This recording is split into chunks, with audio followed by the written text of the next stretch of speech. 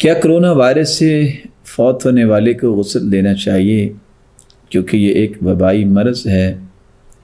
Doctors جس طرح علاج کر رہے ہیں اگر ڈاکٹرز یہ ذمہ داری سے اس کا غسل دے دیں تو وہ تو اپنی احتیاطات رکھتے ہیں، جیسا کہ ان کے تجربات اور مشاہدات میں یہ چیزیں ہوتی ہیں، تو ان کو غسل دے کے اس کو دفنا دینا چاہیے۔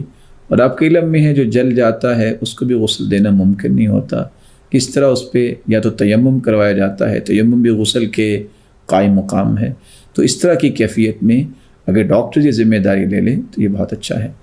ماہرین طب یہ کہتے ہیں کہ فاصلہ رکھنا چاہیے، کہ ان حالات میں مسجد میں جا کر نماز ادا کرنی چاہیے، مسجدیں بنیادی طور پہ کھلی رہنی چاہیے، لیکن جو بیمار ہے اس کو مسجد میں نہیں جانا چاہیے، اس کے لیے اجازت ہونی چاہیے۔ اور اگر آپ نماز پڑھنے گئے ہیں تو فاصلہ نہیں بلکہ ساتھ مل کے کھڑا ہونا چاہیے، سنت کو نہیں چھوڑنا چاہیے۔ اور اگر وبا پھیل گئی ہے اور بیماری پھیل چکی ہے تو پھر اگر وہ مسجد نہیں پہنچ پاتا، اس کے جانے سے دوسروں کو اگر نقصان پہنچتا ہے، جیسا کہ ڈاکٹر کہتے ہیں، ہمارا عقیدہ اس میں بھی یہ ہونا چاہیے لا عدوہ ولا طیرہ، کوئی چیز منحوس نہیں اور کوئی چیز متعدی نہیں ہے، بیماری متعدی نہیں۔ اور اسی حدیث کی آخر میں فرمایا جو بیمار اونٹ ہے اس کو صحیح اونٹوں کے پاس نہ لے کے جاؤ، یہ احتیاط ہے۔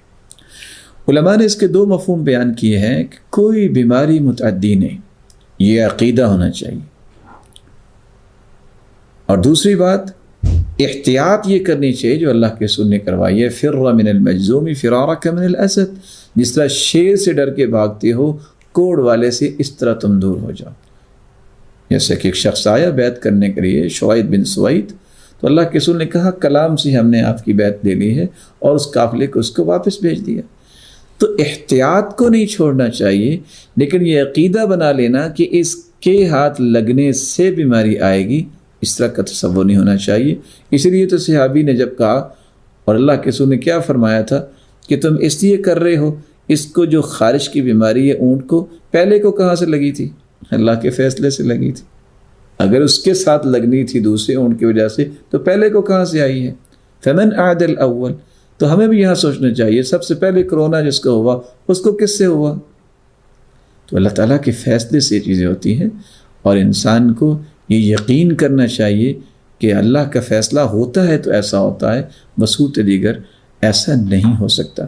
اور دوسرا علماء نے مفہوم پیش کیا ہے کہ ویسے تو کوئی بیماری متعدی نہیں، لیکن یہاں کوڑ کی بیماری کا تذکرہ آ گیا ہے، جو اس طرح کی قبیل سے بیماریاں ہیں ان کے اثرات ہو سکتے ہیں۔ یہ ایک علماء کا ایک گروہ ہے جنہوں نے اس مفہوم کو ہی پیش کیا، تو اس میں بھی احتیاط کو انسان لازم پکڑے۔